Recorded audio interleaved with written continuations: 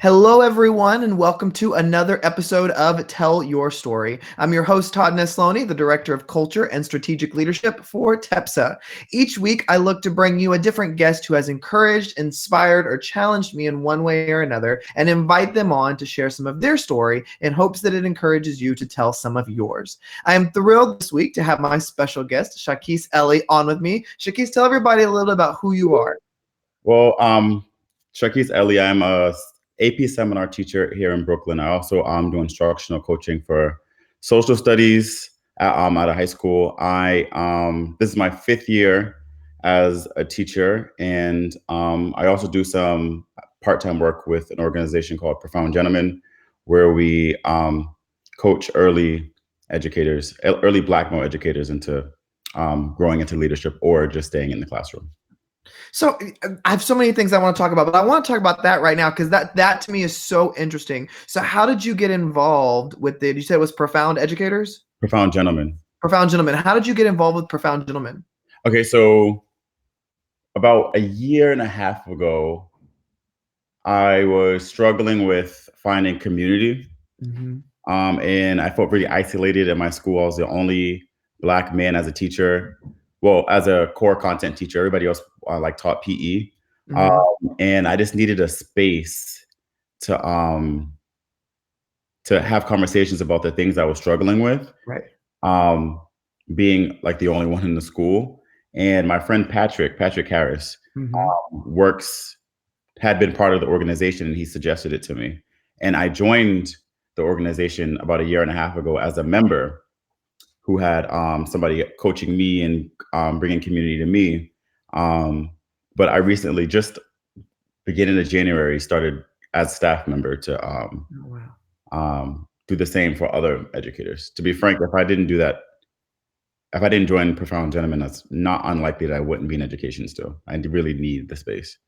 And I think that's something that so many of us take for granted, and I've talked about this in several other episodes with different conversations, is the importance of having others around you who see you and value you, and even who look like you or who act like you. And, I think, like I've talked about on many times before, is I think so many of us who are white or middle class, we take for granted how often we see ourselves in every kind of place and position. And so I find it very interesting that you said, had I not found this organization, I might not still be in education. What do you think is the biggest benefit for you, like the biggest thing that has really helped you in finding this organization? The biggest benefit is the organization does a lot of things. Like, they do coaching, they do professional development, they do, and they just honestly just offer space. Mm-hmm. And the thing that helps me the most is the space. Just being in an area, being around people who are like-minded and understand the struggles that I'm going through. And I Right. can explain it once without having to have answer more questions so people understand exactly what's going on. So people so having somebody to talk to that just gets it. Yeah. It's very validating and it feels good. I can imagine. And that's such a powerful thing to have. Now, do those exist all over the United States? Profound Gentlemen I think the organization started about 5 years ago, and it started off in just Charlotte, North Carolina, Mm-hmm. but it's branched out to have different cities. So like it's in Atlanta, Memphis, New York City, Rochester. Um, it's along the East Coast, Chicago. It's in a lot of places. So if there's somebody listening who would want more information, is there somewhere they can go to hear more about it or see if they can get involved? They should go to profoundgentlemen.org. And now you said that you are now a coach as well with the organization. So what does that kind of look like? So in Profound Gentlemen, Mm-hmm. so my position is called an impact leader. And what I do is I have a cohort of about 11 men. We call them gentlemen. I call it 11 gentlemen who, for the most part, are early educators, which means they're like between 1 and 3 years in the classroom, or pre-service educators, or they're looking to become teachers. And what I do is, one, offer them coaching around like their person about around their professional teaching like classroom. Right. That's one aspect. That's about like 50% of it. And the other half is like their own personal growth Mhm. and coaching them through things relating to like from like love and commitment and like strength, Right. even fitness. And then it's not necessarily about me being an expert about any of those things, but like Mhm. being an accountability partner for and for them for the people who for the gentlemen who have goals and helping them set goals and holding them accountable for their goals. You know, that's powerful to think of the brotherhood that exists in there, that it's so Mhm. much more than just a group of educators connecting. There's so many layers and levels to that. I love that. And so how long have you been involved with that organization? So I've been involved with the organization since I think around September 2019. Okay. As like for like a year and 3 months, I was not just I was a gentleman. Right. Now I'm a staff member. That's incredible. I started that January. So, you mentioned that you are an educator as well. Mhm. Growing up, did you know that was you're gonna be your career path?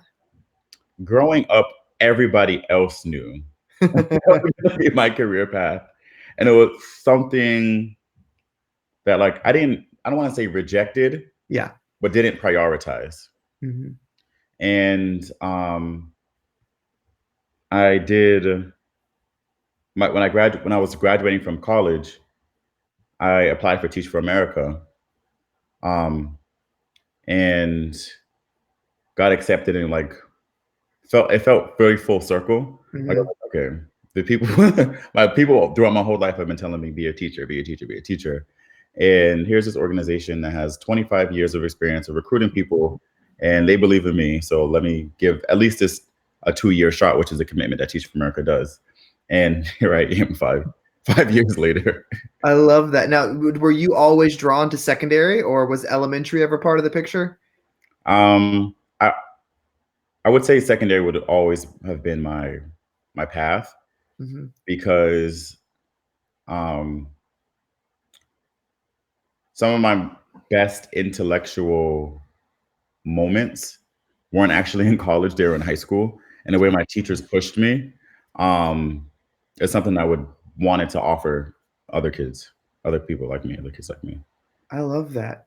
And, you focus or you have an God, what's the word? You have a focus in social studies. And Mhm. so, where did that draw come from? Has that always been a passion of yours, or did you just kind of fall into it and then fall in love with it? I kind of fell into it and fell in love with it, Uh-huh. and then sort of got annoyed with it. Let me clarify. So when I first started, I started at a third year charter school. So Uh-huh. the school was still building itself out. So I founded the 11th grade and founded the 12th grade curriculums, which are U.S. history and government economics. And I taught U.S. history for 4 years, but to a Regents exam. Mm, So the exam, so the state test, I got great numbers, but then after you get the great numbers for a couple of years, that's no longer fulfilling. right, And yes, I did things to like I did take risks and added more things that were more culturally relevant that weren't necessarily going to be at the test at the end of the year. But it's still despite that, it still felt very like limiting, constricting. right. So that's why this is my first year teaching a class called AP Seminar, um, which is through the College Board, whose goal it's really a class around researching, writing, and presenting. Mhm. Like so the College Board gives you a set of skills to teach, and you teach it however you want to. Well, you can teach Oh, it through whatever cool. you want through. And what's especially nice about that class is I broke my class up into two different segments. So the first half of the year, kids were working on something I was passionate about, which is the American education system. Mhm. Learned all the researching skills and all the presenting skills, on the writing skills, on the critical reading skills through a focus of American education. But I gave the kids a survey and asked us, what would you want to do next in the next half of Mhm. the year? And we spent the other half of the year talking about love. Really? Talk, and they were so into it. I almost want to, like, next year, before, like, at the end of this year, for the kids coming into class next year, what are the two things you want to learn about, so that they can have Yeah. full buy-in. Like, they were into the American education system unit, and I was impressed by it, but I was especially impressed by the conversations we got to have, the academic high level conversations we got to have around love. So Well, good. and I love that you are given that freedom to kind of build it around, you've got your set expectations, then you build it around that. So are you talking about this as like a senior level class or what grade? What's even more fun about the class is that I have 10, 11, and 12th graders in it. Oh, cool. So it's a nice little mix of kids. Yeah. You know, So you don't get to see that too often in high school classes. So I'm sure the conversations, because I know even from a 10th grader to a 12th grader, those are still quite big differences yeah, there. So I'm sure you see lots of interesting perspectives and conversations through that. Do you find that? absolutely. Like, the soft skills that come with the class are amazing too. Outside Mhm. of this, the group of skills that the College Board wants you to teach, like, the seniors become mentors of sorts, and then you see the 10th graders start off shy, and then they're fine collaborating with any age group. It's amazing to watch. I love that. So, I kind of want to jump back into this Socialist conversation because, you are somebody I respect for your work in this field and things like that. And one question that I really have always wondered, doing my own self growth and education and knowing how different our country's history is from what is always presented in books or presented on the test, how do you find yourself balancing the reality from the sanitized? That's a really good question, and that was the struggle that I had, because when you're teaching like a survey course like U.S. history, where you have to go from colonial era to Barack Obama, Mhm. it's easy to just um, surface level get all the things that are on the test. Right. But what I had to do is just take the risk of deciding what were the things I'm going to do in depth, Mhm. and sacrificing not being able to do other things. So what Right. happened is, it's like the Reconstruction unit, which is a very pivotal moment in American history. What used to be a 2 week long unit, but when I first started teaching to the test, became a month and a half long unit. So that, but I had to not do other things in as much depth. So, like, the 1920s unit, when was just really superficial and just got through it. But I at least know that my kids knew a lot about the Reconstruction era and can make connections that are relevant to today. Right. So when you teach social studies, what is your favorite period or theme to work around? I love Reconstruction. That's why I brought that one up. Reconstruction, and I like what the Regents calls the modern era. So, like, Mhm. the Vietnam War on. Mhm.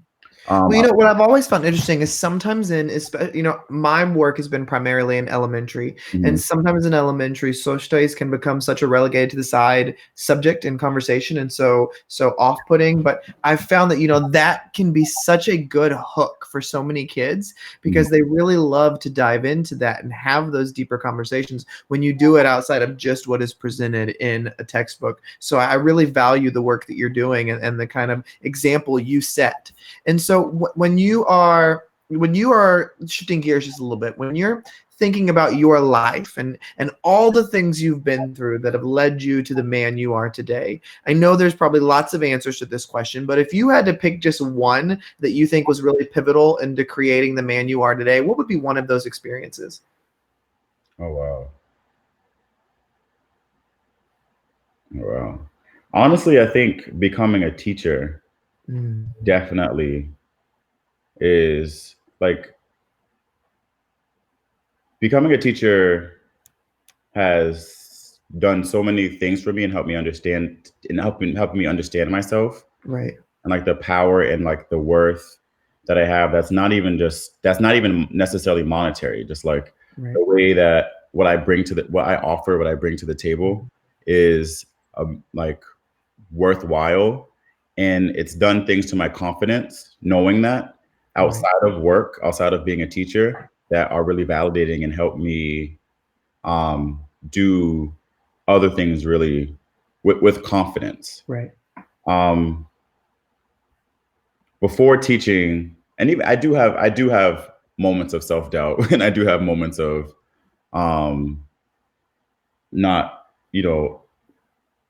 imposter syndrome and things like that. Mhm. But they're much less than what they used to be because I Right. found something that I can confidently say I'm Mhm. really good at and Yeah. passionate about and can speak to and just feel really good about the work that I do. So I feel really good about the things I do day to day. Mhm. So there's a light that shines in me that people can see, and Mhm. I can see and feel Right. um, that just feels good. Yeah.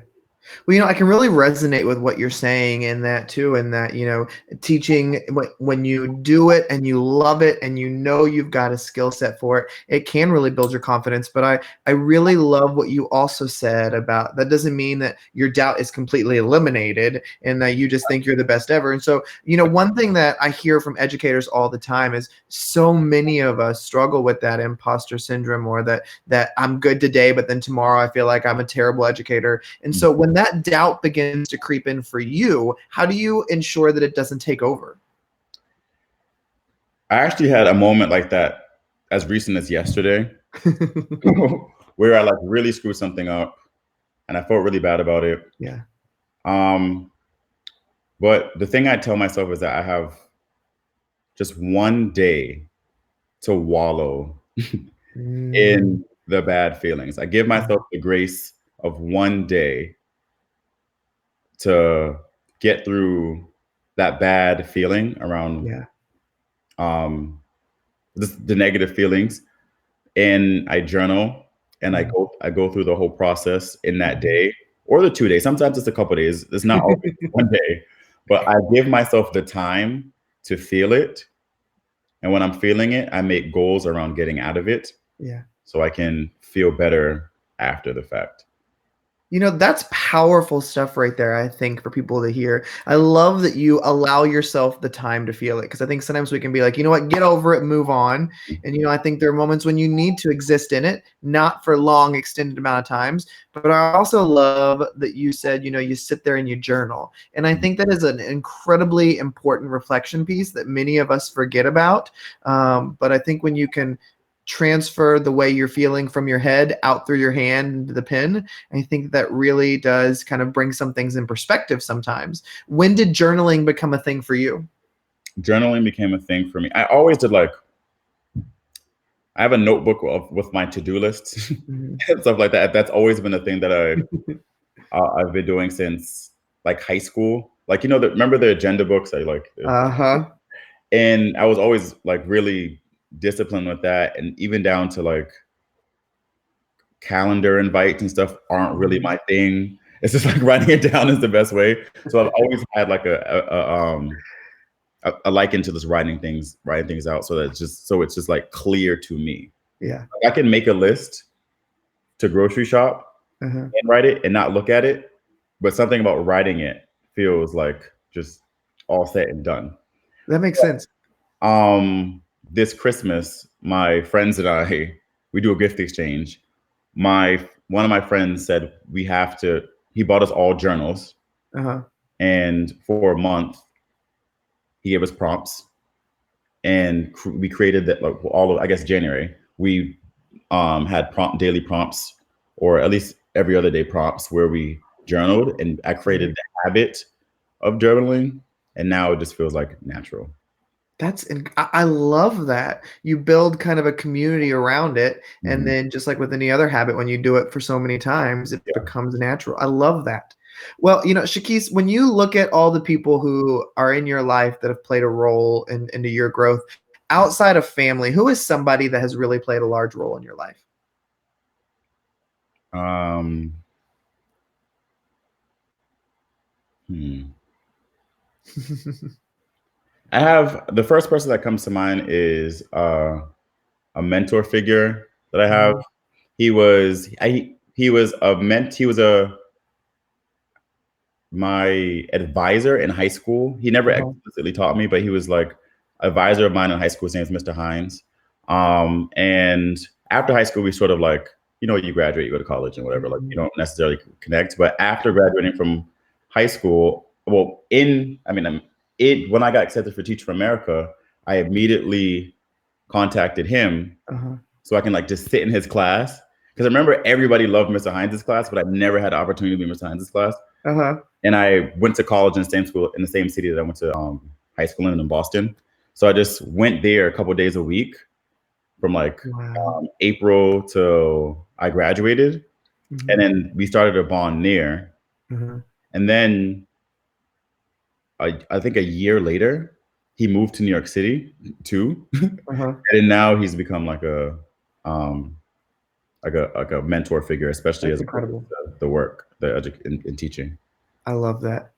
Well, Shaquise, one question that I always love to end all of my conversations on is if there was, and this doesn't have to do with education if you don't want to, it can be anything. If Okay. there was one thing you wish more people knew or understood, what would your one thing be?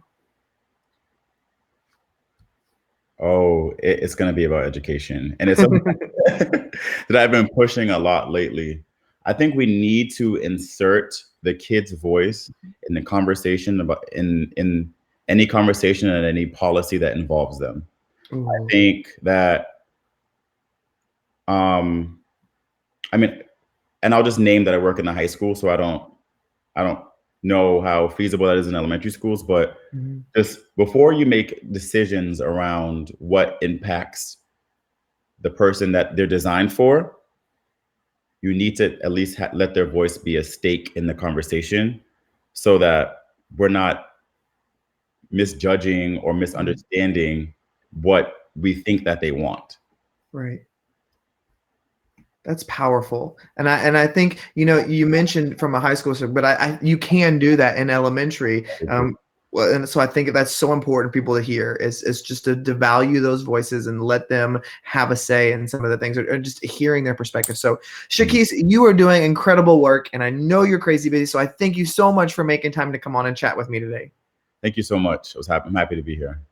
And thank you everybody for listening or watching another episode of Tell Your Story. Remember, you can check out past episodes on Spotify, iTunes, SoundCloud, wherever you get your podcasts, it's there. I hope that tonight's conversation with Shaquise has encouraged you to get out there and tell your story because every story matters.